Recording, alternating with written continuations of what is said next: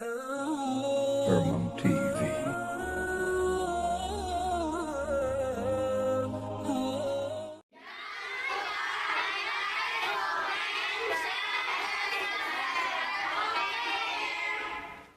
Salawat dan salam kita sampaikan kepada Nabi kita Muhammad sallallahu alaihi wasallam. Bapak Ibu yang dirahmati Allah, bulan yang lalu kita masih membahas tentang ada 7 manhaj ya dalam beribadah yang disampaikan kepada kita oleh ulama yang ternama, yaitu Muhammad Al-Ghazali, Imam Al-Ghazali, dan kita kutip dari kitab beliau Minhajul Abidin. Kita sudah membahasnya yang pertama kemarin dengan manhaj yang pertama dengan ilmu dan ma'rifah kepada Allah Subhanahu wa taala. Yang kedua dengan bertaubat, dan yang ketiga ini tahapan yang sedang kita lewati, yakni mengenal godaan-godaan. Godaan itu ada yang dari alam, ada yang dari manusia, ada yang dari setan, yang kemarin dan sedang kita bahas. Dan yang terakhir dari godaan itu adalah godaan yang keempat dari godaan hawa nafsu. Kalau godaan dari syaitan itu sudah memang jelas tegas. Allah mengatakan bahwa syaitan itu musuh yang nyata.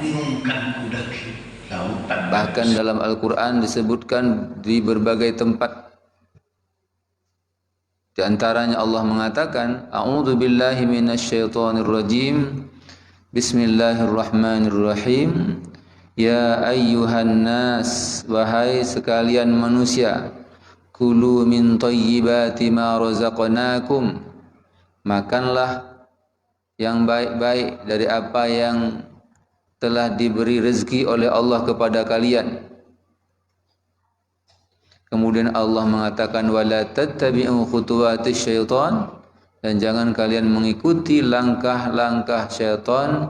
Inna syaitana lakum aduwwum mubin. Sesungguhnya syaitan itu benar-benar musuh kalian. Kemudian Allah menyebutkan ciri syaitan itu, innama ya'murukum bisu. Syaitan itu menyuruh kalian berbuat jahat, wal fahsya wal munkar. Kemudian setan juga menyuruh berbuat keji dan berbuat kemungkaran. Jadi ini sudah jelas setan itu, walaupun tak tampak oleh kita, tapi dia jelas musuh. Nafsu ini menjadi unik, menjadi berat bagi kita karena disebabkan oleh 2 alasan. Yang pertama katanya, nafsu itu seperti pencuri dan perampok dalam rumah kita. Ada pencuri, perampok, tapi pencuri perampok itu dalam rumah kita itu.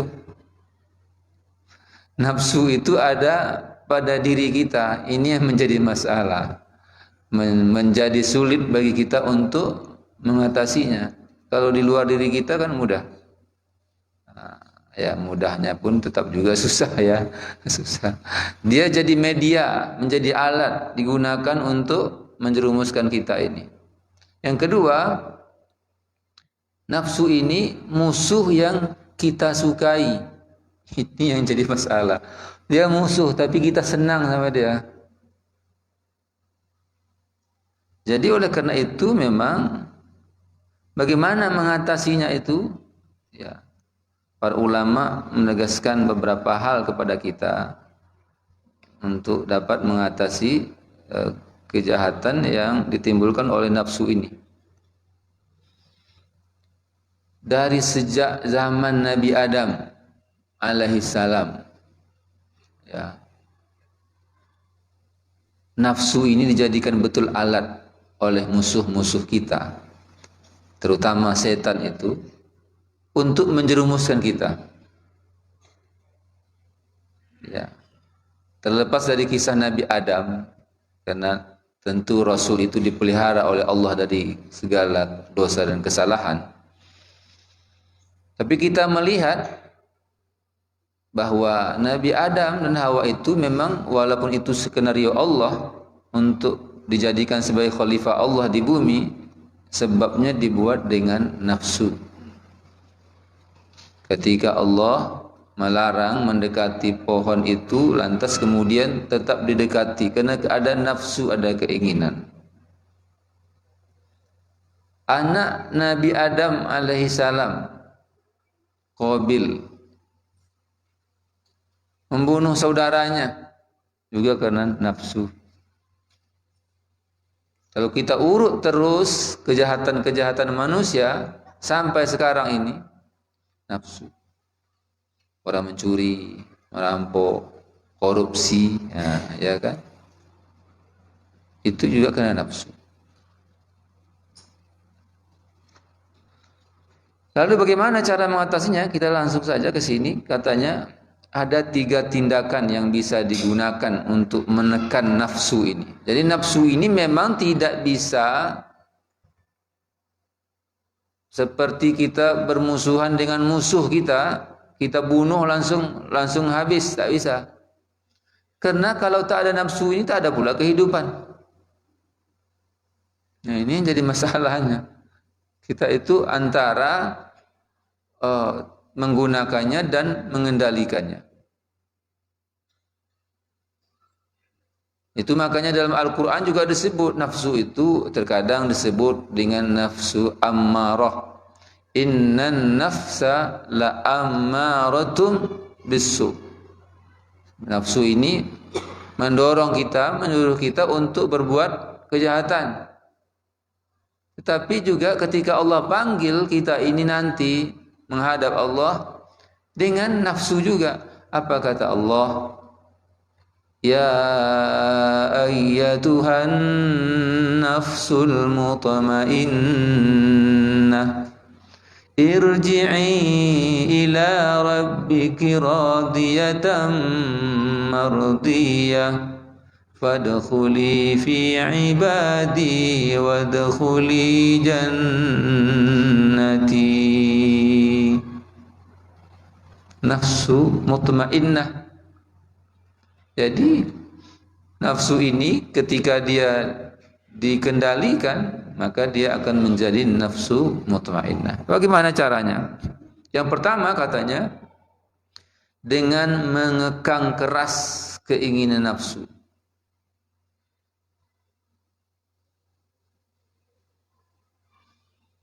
Katanya sebab binatang yang bandel sekalipun akan melemah apabila makanannya berkurang.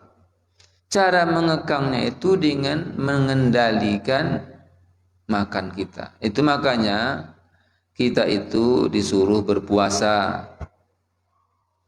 Makan ya sampai kenyang saja. Terasa kenyang udah berhenti. Ya kan? Nah, bukan sampai enggak sanggup lagi menelan. Kalau sanggup lagi menelan, itu sudah memperturutkan hawa nafsu. Hadis ada menjelaskan tentang perintah terhadap pemuda untuk menikah. Apa kata Allah? Kata Rasulullah, ya ma'sarus syabab, wahai para pemuda, man istata'a minkumul ba'ah falyatazawwaj. Barang siapa di antara kalian yang mempunyai kemampuan untuk menikah, maka hendaklah kalian menikah. Jadi menikah itu perintah bagi orang yang punya kemampuan. Tapi kata Rasulullah, barang siapa yang tidak sanggup, belum punya kemampuan, maka hendaklah dia berpuasa. Kenapa? Fa innahu lahu wija, karena puasa itu menjadi benteng. Dapat mengendalikan nafsu kita. Apa yang membuat puasa itu bisa menjadi benteng? Pertama, niat dia berpuasa, berarti dia sedang beribadah. orang yang sedang beribadah biasanya terpelihara dari kecenderungan berbuat maksiat, memperturutkan hawa nafsunya. Itu yang pertama. Yang kedua, faktor yang kita makan, karena yang masuk ke dalam perut kita itu sedikit, dan kemudian nafsu kita pun jadi berkurang. Itu contoh nyata bahwa dengan mengendalikan diri dalam hal makanan itu bisa dapat menundukkan nafsu kita. Jadi makan tuh ya sampai kenyang saja, bukan sampai kekenyangan. Beda kan? Kalau sampai kenyang, bahkan kalau para ahli sufi itu makan tuh sekedar dapat menegakkan tulang belakang katanya. Biar sanggup duduk gini ya. Kalau tak makan tak sanggup duduk. Begitulah kira-kira. Itu kalau sampai tahap ini, orang bukan hanya sampai kenyang makan tuh, sekedar dapat menegakkan tulang belakang. Mungkin level kita belum bisa sampai ke sini. Setidaknya sampai kenyang udah terasa, berhenti. Dia masalahnya kan kita sudah kenyang, tapi menengok sambalnya ini masih berselera, ya kan? Nah, tambah cie, tambah lagi, dan energinya inilah yang kemudian susah kita mengendalikannya. Itu terutama yang masih sehat-sehat yang kuat makan. Nah, itu yang pertama. Ini perlu dikendalikan. Bukan tak boleh, tapi perlu dikendalikan. Yang kedua, apa yang dapat kita lakukan katanya adalah memberi beban berat pada nafsu.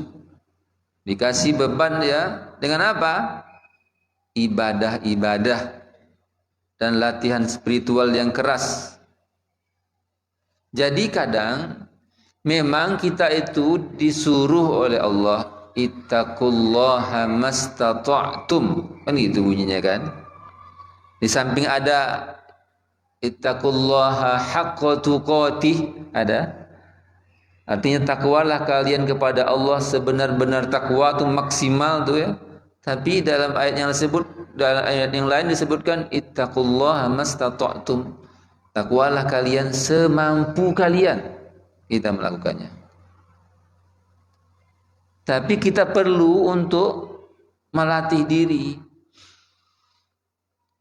Salat umpamanya, apa yang perlu dilatih? Ya apa yang kurang sama kita? Siapa yang tahu itu? Ya kita sendiri.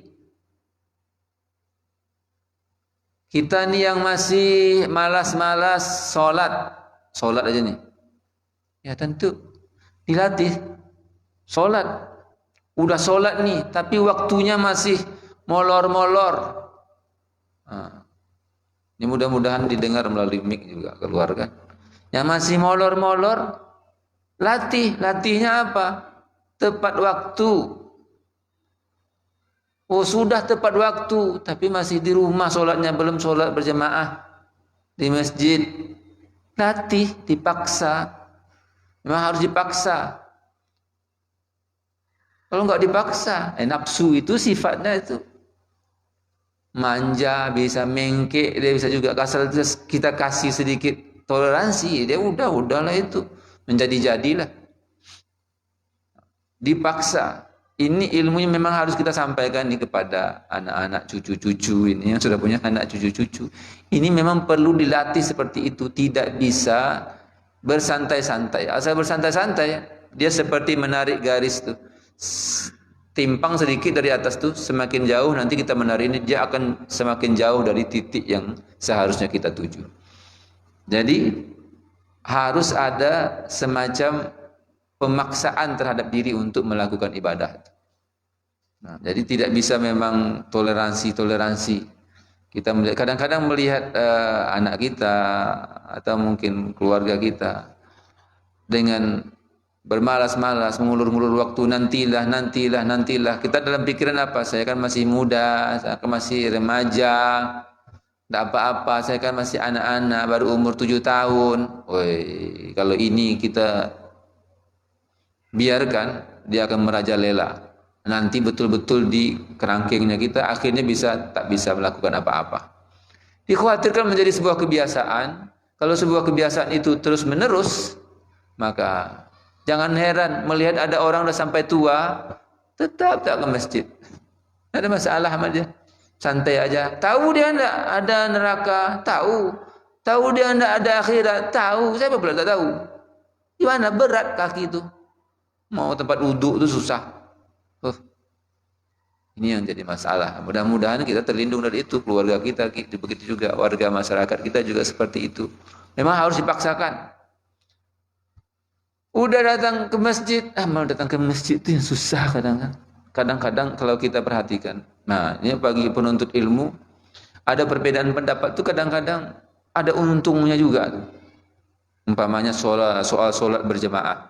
Di kalangan kita kan solat berjamaah di masjid, terutama laki-laki, ya paling ada yang bilang fardu kifayah. Asal ada orang solat berjamaah di masjid itu udah aman lah, sudah selesai lah, sudah. Ada sunat abad, sunat yang sangat diberatkan. Tapi ada mengatakan itu merupakan fardu ain, kewajiban. Nah, kalau ada perbedaan pendapat seperti itu kan cukup untuk menakutkan kita itu.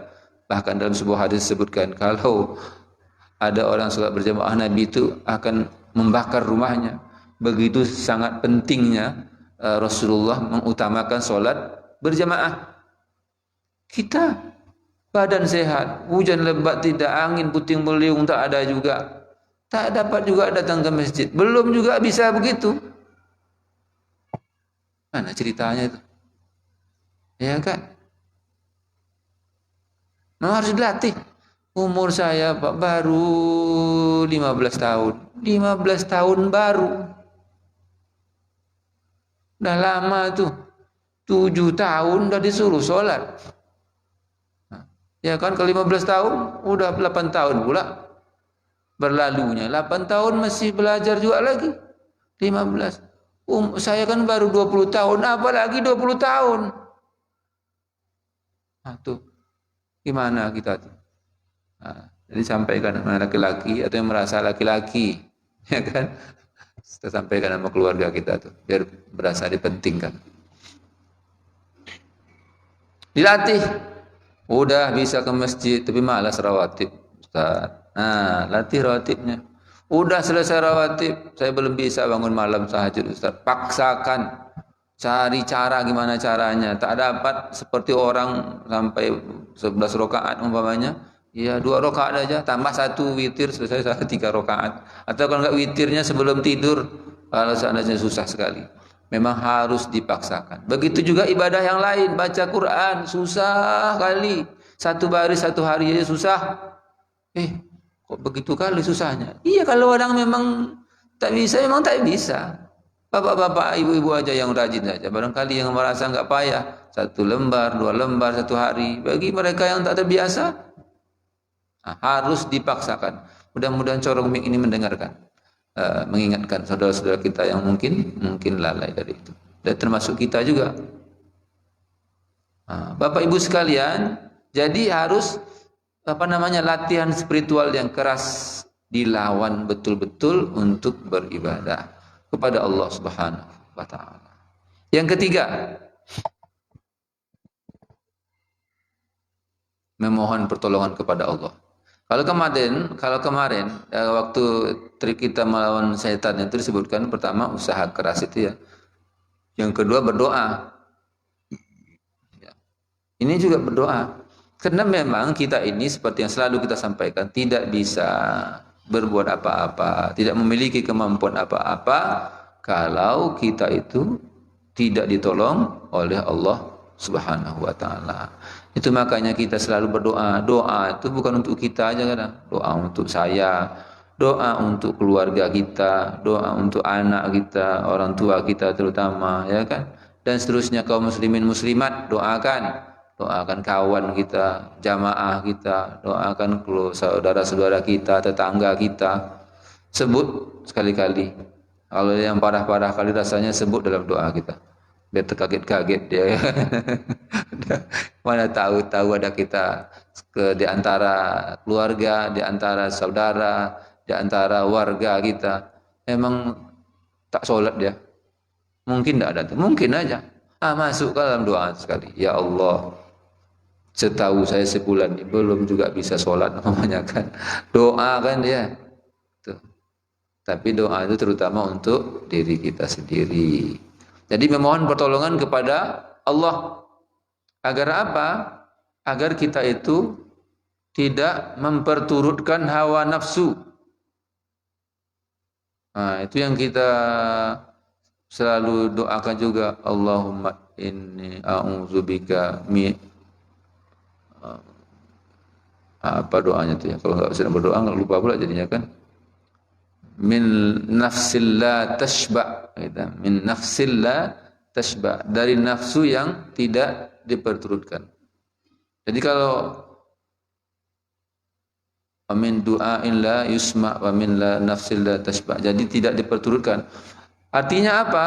Kita memang perlu memohon pertolongan kepada Allah agar tidak menjadi orang yang memperturutkan hawa nafsu. Karena kita tahu begitu bahayanya hawa nafsu ini. Karena dia ada dalam diri kita.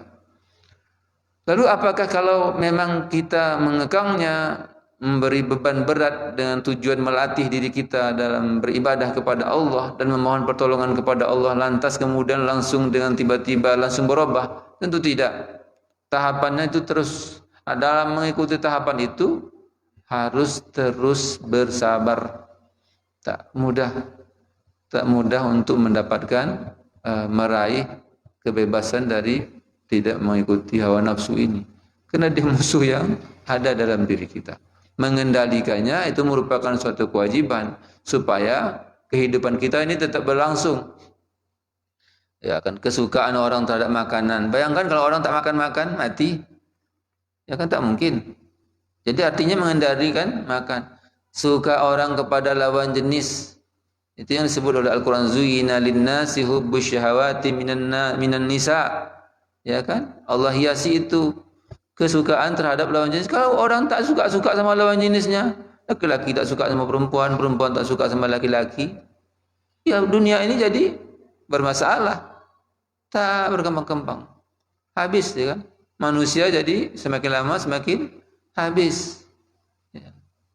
Sedangkan sekarang aja orang kehidupannya terancam ya kan. Kenapa? Karena orang takut sekarang punya keturunan. Keturunan 2 cukup. Laki-laki perempuan sama saja. Satu bahayanya kan. Orang takut apa? Takut dunia ini penuh katanya. Gimana pun sebanyak orang lahir, sebanyak itu pula orang yang meninggal dunia. Yang kedua, timbul bahaya lain. Orang suka sama pasangan yang sejenis. Laki-laki suka sama laki-laki. Perempuan suka sama perempuan. Kan kacau urusannya. Dunia ini tetap juga jadi berbahaya. Di samping menimbulkan banyak penyakit, juga akan menimbulkan tidak adanya perkembangan manusia. Kenapa? Karena tak mungkin laki-laki sama laki-laki kemudian nanti bisa melahirkan anak. Tak mungkin. Dari mana pula datangnya ada laki-laki bisa melahirkan? Perempuan sama perempuan kemudian bisa melahirkan? Tidak bisa juga. Lalu bagaimana dengan kehidupan manusia, perkembangannya? Tentu akan terancam. Bapak Ibu sekalian yang dirahmati Allah Subhanahu wa taala. Oleh karena itu tidak ada jalan lain, tentu caranya adalah dengan mengendalikan hawa nafsu. Bagian berikutnya di dalam kitab Minhajul Abidin ini disebutkan bahwa takwa katanya itu menjadi senjata melawan godaan setan dan nafsu. Takwa itu dapat menjadi senjata untuk melawan godaan setan dan nafsu. Apa sebenarnya takwa ini? Sebenarnya apakah dia memang betul-betul dapat bisa menjadi senjata kita untuk melawan hawa nafsu ini? Bahwa takwa itu penting, satu ungkapan yang selalu diucapkan dalam Islam. Buktinya waktu orang khutbah Jumat tuh, kalau tak ada pesan takwanya, itu khutbahnya batal. Ada yang ceramah nih, khutbah tak ada pesan takwanya. Tiba-tiba langsung selesai aja kan, alhamdulillah rabbil alamin, kan? Dan seterusnya itu tak ada pesan takwa dalamnya, baik itu secara jelas atau tidak jelas. maka yang di depan ini berkewajiban untuk mengingatkan khatib. Mengingatkan khatib ini tak sama dengan mengingatkan imam. Kalau mengingatkan imam, cukup baca subhanallah. Imam ni harusnya dia tasyahud awal, mau tegak dia, begitu nampak dia sudah mengangkat lututnya itu, langsunglah ucapkan subhanallah. Jangan memikir-mikir pula dulu, ini saya salah apa imam salah nih. Kan gitu kadang-kadang. Saya salah apa imam salah, akhirnya diam aja. Udah assalamualaikum, seperti kejadian kita pernah kan gitu. Udah assalamualaikum udah, baca zikir udah berdoa udah, baru sampai Ustaz tadi kayaknya Ustaz itu lupa. Ya, tak kemana-mana sudah. Ya, makanya memang ya di samping imam itu memang mesti juga fokus konsentrasi. Ya namanya manusia pasti kadang-kadang bisa terlupa. Di belakang imam tuh siap-siap jugalah paham hukum fikih tentang solat berjamaah. Nanti kentut imamnya, lagi sujud pula dia kentut tuh. Sedang sujud, berbunyi tak berbunyi tak masalah lah kan. Yang penting dia kentut. Kentut imam ni, lantas kemudian keluar dia. Si imam tu pun tak tentu dia mengasih tahu bagaimana caranya ke makmum yang di belakang. Kata si makmum yang di belakang ni, imam kok lama kali sujudnya. Kok tak bangun-bangun. Lalu gimana caranya mau menggantikan imam ketika sujud tuh? Kalau tak ada ilmunya kacau lah tu urusan. Jadi yang di belakang imam ni hati-hati juga lah sikit-sikit. Iya kan? Hati-hati, perlu belajar tentang fikih. Tanya nanti guru yang ngajar fikih ni waktu pengajian. Ya, bunyinya kan mudah urusannya. Tuh, makanya perlu ya, perlu Bapak Ibu sekalian. Baik, takwa. Kalau khotib ni langsung aja ngacung. Khotib tinggal pesan takwanya, bilangnya begitu langsung. Nanti diulang sama khotib lagi secara ringkas. Selesailah itu. Jangan marah-marah. Udah jadi khotib lama-lama tak pandai juga khotib, turunlah kau sini. Bertinju pula sama khotib tu nanti. Cukup dibilang begitu saja, disampaikan. Diulangnya itu kalau khotib mengerti. Ya, biasanya khotib mengertilah. Harusnya kan. Pentingnya takwa itu maka mesti dipesankan waktu khutbah itu. Nah, kita selalu bilang takwa itu katanya adalah menjunjung tinggi segala perintah Allah, kan gitu. Dan meninggalkan semua larangan Allah. Itu secara umum seperti itulah. Menjaga diri kita, berhati-hati untuk tidak melaksanakan larangan Allah Subhanahu wa taala, untuk melaksanakan perintah Allah dengan sebaik-baiknya. Bagaimana pentingnya manfaat takwa ini? Di sini disebutkan beberapa ayat Al-Qur'an menunjukkan pentingnya takwa itu. Yang pertama disebutkan di sini katanya a'udzubillahi minasyaitonirrajim wa in tasbiru wa tattaqu fa inna dzalika min azmil umur. Jika kalian bersabar, kata Allah, dan bertakwa, maka sesungguhnya yang demikian itu termasuk urusan yang patut diutamakan. Ayat ini menggambarkan pujian Allah tentang sifat takwa. Itu merupakan urusan yang patut diutamakan, diprioritaskan. Kalau ada dua urusan, yang pertama urusan takwa kepada Allah, yang kedua urusan pribadi kita, maka urusan takwa kepada Allah itulah yang didahulukan. Ada urusan mau sholat nih berjamaah, ada mau menyelesaikan kontrak yang harus ditandatangani. Mana mau didahulukan? Nah, sholatlah kita dulu, ajak orang untuk sholat. Habis sholat nanti baru selesaikan kontrak kita. Takutnya nanti kalau nggak diselesaikan nanti dulu ndak pula nanti dicap sama orang lain pula ndak pula dapat kita. Itu dah lain lagi ceritanya. Itu pujian terhadap sifat takwa. Yang kedua, wa in tasbiru wa tattaqu, kata Allah, Jika kalian bersabar dan bertakwa, la yadurrukum kaiduhum syai'a. Katanya, tidak bisa tipu daya mereka itu memudaratkan kalian sedikit pun. La yadurrukum kaiduhum syai'a. Jadi kalau kita bersabar, kita bertakwa, tipu daya orang tidak akan bisa mempengaruhi kita.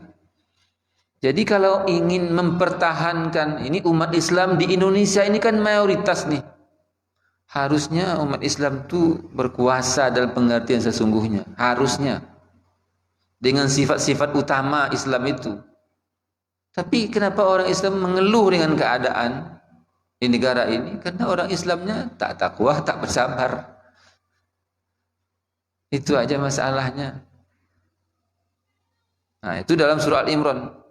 Katanya, la yadurrukum, tidak akan membuat kamu berbahaya, tidak membuat kamu rusak, tidak membuat kamu mudarat sedikit pun kalau wa in tasbiru wa tattaqu. Itu yang kedua. Yang ketiga, auzubillahi innallaha ma'al ladzina taqaw wal ladzina hum muhsinun. Sesungguhnya Allah itu bersama orang yang bertakwa dan orang yang berbuat kebaikan.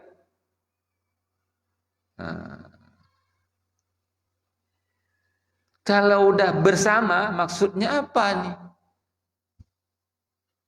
Kalau udah bersama Allah, udah selesai lah itu urusannya itu kan.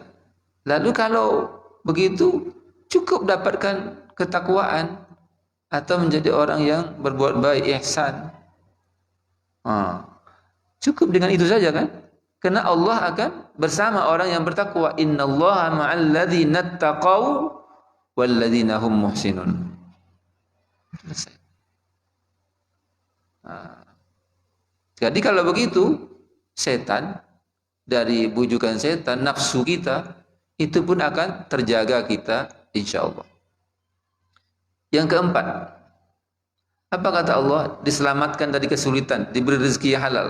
Wa may yattaqillaha yaj'al lahu makhraja wa yarzuqhu min haitsu la yahtasib. Ini ayat selalu kita dengar nih. Barang siapa yang takwa kepada Allah, Allah jadikan jalan keluar bagi masalah kehidupannya dan Allah beri dia rezeki dari jalan yang tak diduga-duganya. Rezeki itu bentuknya seperti apa? Ya bisa jadi bentuknya betul-betul material. Bisa juga bentuknya kecenderungan kita untuk melakukan ketaatan. Tidak mau melakukan perbuatan yang dilarang oleh Allah Subhanahu wa taala. Banyak sekali ayat yang menjelaskan ini. Insyaallah nanti dalam waktu yang lain kita akan jelaskan. Dan bagaimana hubungannya takwa dengan menjadi senjata untuk melawan setan dan juga melawan nafsu buruk yang ada dalam diri kita. Mudah-mudahan apa yang kita sampaikan ini menjadi renungan, jadi pelajaran, perhatian kita semua untuk menjalani kehidupan lebih baik sampai akhir hayat kita. Amin ya rabbal alamin. Subhanakallahumma wa bihamdika asyhadu an la ilaha illa anta astaghfiruka wa atubu ilaik. Assalamualaikum warahmatullahi wabarakatuh.